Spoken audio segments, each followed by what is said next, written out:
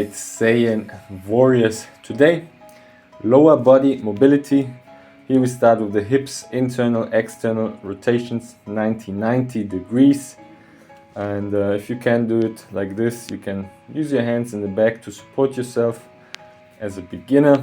And if you're doing this the first time, otherwise, just actually use your muscles of the hips to activate your internal and external rotation, and yeah, then you can really stretch out and pull in on each side and see where your mobility is at.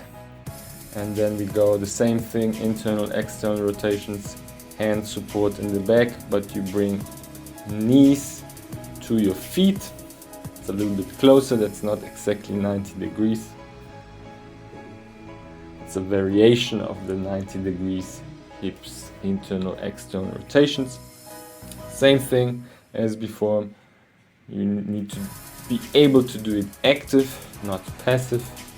So you actually just use your hips and muscles to pull inward and to pull outward. That's gonna definitely help you with a lot of hip issues I see across the four corners of Earth with domesticated human pets, because they don't use the floor and have been sitting on chairs way too much. By the way, chairs are a big scam, one of the biggest scams, and make you hooked and addicted to comfort. So you just do a couple of internal, external, and then you also press yourself, push yourself up actively. That's the next variation. I'm really just want to show you my regimen and what I do, because I've been asked, what do you do for hips? And that's why I share this with you guys. So you push yourself up, and then you can use the hip also to extend the rotations. Here we go. We do the same thing, just forward, and make sure it's a variation of like a camel squat or fisherman squat, to push, to lunge forward. Also, everything is from the ground. It's very good for ankles, hips, and activation, getting warm, and figuring out where you have restrictions in your hips. A great tool for me, definitely, to warm myself up before I do some tricking or any explosive work and physical practice. You open up your thoracic spine on this one, and I love to do circles with my leg. I put my hand behind my heel, and then I draw big circles with my knee outward and inward, both sides, approximately 10 repetitions. And here I really take my time to listen to my body and see, what are my hamstrings doing? Am I tight somewhere? And this here is even more important, because it's the strength. Not only like those yoga people, they want to be flexible and everything, but it's not just about flexibility. We want to bring strength and flexibility together and create something called mobility. So you gotta be able to use your muscle in those end ranges to actually push you out of those ranges. So here it's about the piriformis muscle in the hip, and very important for hip functions and hip stability. And I really check both sides of my body before intense session. And yeah, I want to show you one more time. I open up my thoracic spine, I check my hamstrings, I do big circles with my knee, holding my heel with my hand. So I really want to make sure everything is loose and fluid. And yeah, again, both sides, I want to check my piriformis muscle, which you will see now. After I check the hamstring, I go in here. I don't just stretch in that position, I actually try to load my tissue in that position. see where I'm at, and if I actually have strength, if I'm not just flexible there, but if I can use those muscles too in that position. Because we wanna be strong and flexible. Again, this is all about mobility.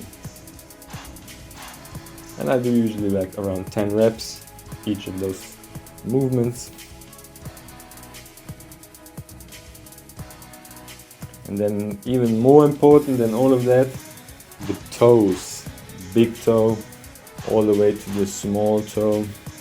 I want to put pressure on it and see how my toes feel, because everything starts from the bottom. So if my toes are tight, I'm gonna have knee problems or some sort of other problems in my higher parts of my lower body. All the fascia and tissues are connected, and that's why it's crucial for me to really make sure my toes are really opened up, and my fascia and plantar fascia can work later on when I need to do some explosive jumps or anything. Then very good animal flow, like crawls like this. It's good for coordination. So you crawl forward and you crawl backward, hand to foot, foot to hand, and so that's front side of the body, anterior side. Then we switch to the crab, to the posterior chain, same thing. We walk forward and then we walk backward. We crab backward basically in this one. 3 movements I love to do before my session. So the crawl, the crab, and the duck walk, which is very good for ankle mobility and to actually check your squat power and squat mobility if you can use it. And 1 round forward, 1 round reverse. You can do a couple of rounds if you want to do this whole routine as a standalone regiment. And then I open up again, put pressure on my toe in the back. I'll show you from the side here. Thoracic spine. Pull with the quads. And then we go into a squat mobility routine. I open up my hips even more by pressing my elbows into my knees. Then I'm checking both sides. I go into internal rotations on my toes. I check my internal rotation flat-footed, both sides, internal, external rotation. Then we go, of course, the other side too. And again, internal, external rotation, flat-footed. Thoracic spine. I look to the sky, also around 10 repetitions each. I grab my foot and really pull up to the sky. Or to the ceiling in this example today.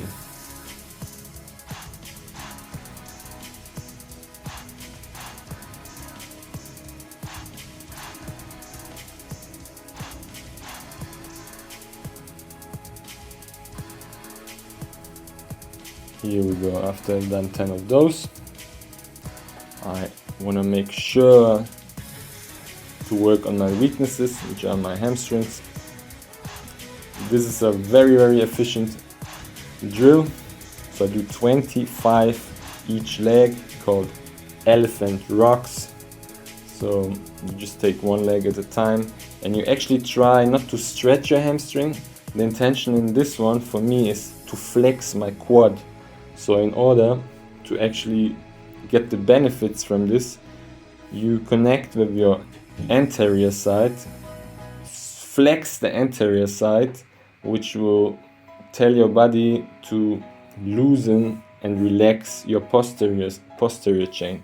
So you flex your anterior chain, it relaxes the posterior chain.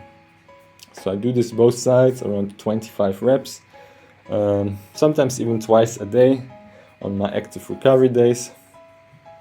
You can go from the squat into it, and you can see, like, I can feel my right side, which was injured like 2-3 weeks ago, that yeah, it's still tight, but after a couple of blocks like this, after like 10-12 reps, the nervous system realizes there's no threat, and it starts opening up, and you instantly gain way more mobility in the area. It's a very effective tool and way superior to passive stretching.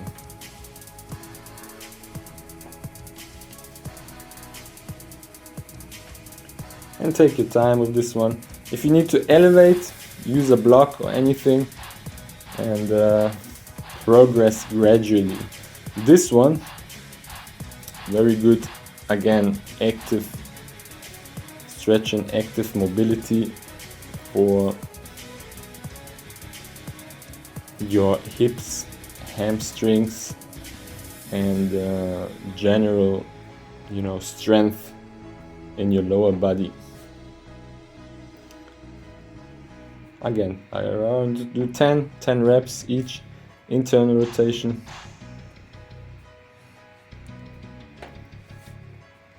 Then I load my tissue, switch my side, again, internal rotation.